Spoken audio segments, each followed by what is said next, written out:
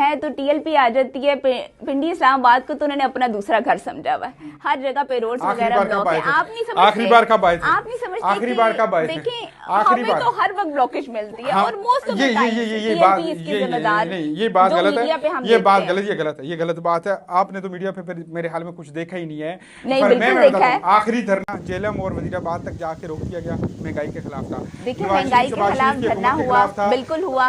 उस पे 7-8 रुपए पेट्रोल, राणा सनाउल्लाह और XYZ ने टॉक शोज में आके कहा कि जो हम सस्ता कर रहे हैं वो टीएलपी के ही वजह से कर रहे हैं।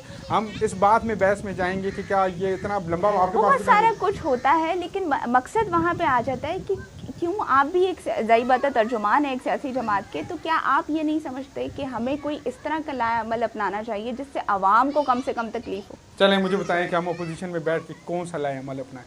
देखिए ये तो अब आपके ऊपर है, तर्जुमान आप हैं ना, तो हम अपना रहे हैं ना, हम अपना रहे हैं, हम सड़कों पे आ रहे हैं, उसमें भी आपको मसला है। आपके लिए आ रहे हैं ना हम इक़्तिदार में, ना हम असम्बलियों में, ना कोई हमारा वडेरा मिनिस्टर रहा, ना हम में से कोई अभी मिनिस्टर है, ना हमने आज तक कोई वजारत ली, ना वजारत उज़्मा पे बैठे हम, ना हमारा वज़ीर आला रहा, हमारा ना मुशीर रहा, सुने ना हमारा मुशीर रहा, हमारा कोई बंदा नहीं रहा। लेकिन फिर भी हमने मान ली।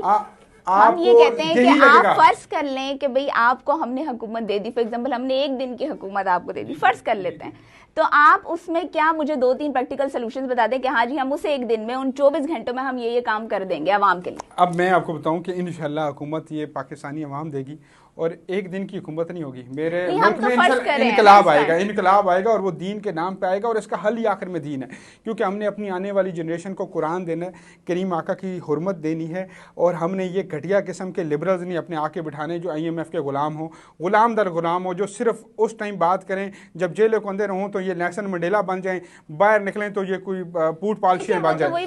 अब बात करता हूँ कि आप कह रही हैं कि आप एक दिन की हुकूमत, सबसे पहले 2 चीज़ें 3 चीज़ें जो हमारे यहाँ बड़े ज़रूरी हैं। सबसे पहले इस्लामी निज़ाम का राइज, हमारा जो आइन है वो कुरान मजीद के मुमासलत रखे, उसके अंदर हम जो है ना हर चीज़ का हल कुरान मजीद से और करीम आका की सुन्नतों से ढूंढें।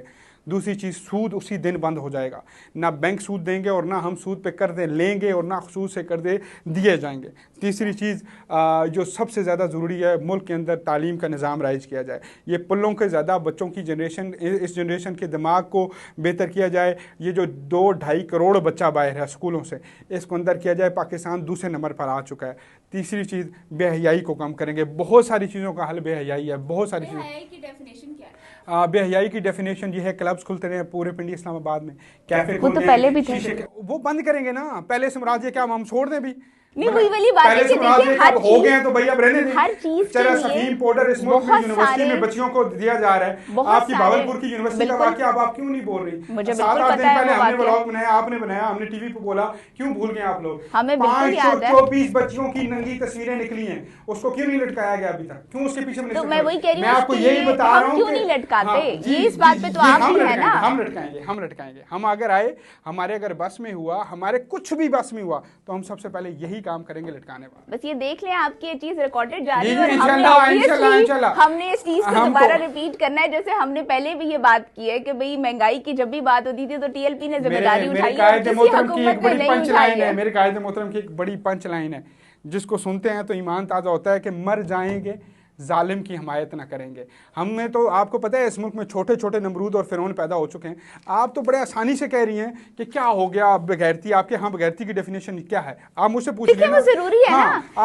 हम ये समझते हैं कि हर चीज के लिए आप ये आपको खुद भी समझते हैं कि यहाँ पे बहुत सारे फिरके हैं, बहुत सारी चीजें हैं, और हमारा प्रॉब्लम है कि हम अपनी मर्जी के मुताबिक खुदा बनाते हैं। मैं आपको ऑन एयर बता रहा हूँ, हमें किसी फ़िरके से, किसी मज़हब से कोई मसला नहीं है। सिर्फ हमें एक मसला है, कोई मज़हब, कोई फ़िरका कुरान मजीद के हवाले से बोलेगा तो हम गर्दन पकड़ेंगे, कोई फ़िरका करीम आका की शान में बोलेगा तो हम गर्दन पकड़ेंगे। वो हमें ना छेड़ें, वो हम उनको ना छेड़ें। हम तो उनको छेड़ते ही नहीं हैं। लाहौर में कितने जो हैं वो आपको पता है इस टाइम कितने चल रहे हैं, चर्च कितने चल रहे हैं, कितने मंदिर खाने चल रहे हैं, कितने और चीज़ें चल रही हैं। क्या उनको छेड़ा जाता है? नहीं छेड़ा जाता। बहुत बड़ी इस बात को कहते हैं कि हम जो हमारा सिर्फ एक एजेंडा है कि हुज्जत ना कीजिए फजूल में, हम इंतहा पसंद हैं इश्क़े रसूल में, हम सिर्फ इंतहा पसंद जो हैं वो इश्क़े रसूल में देखिए, और हम इश्क़े रसूल में भी अगर हम बात करें किसी भी चीज़ में, अगर हम हज़रत सल्लम की आप लोग बात करते हैं, हम हमेशा ये बात करते हैं हज़रत सल्लम के हवाले से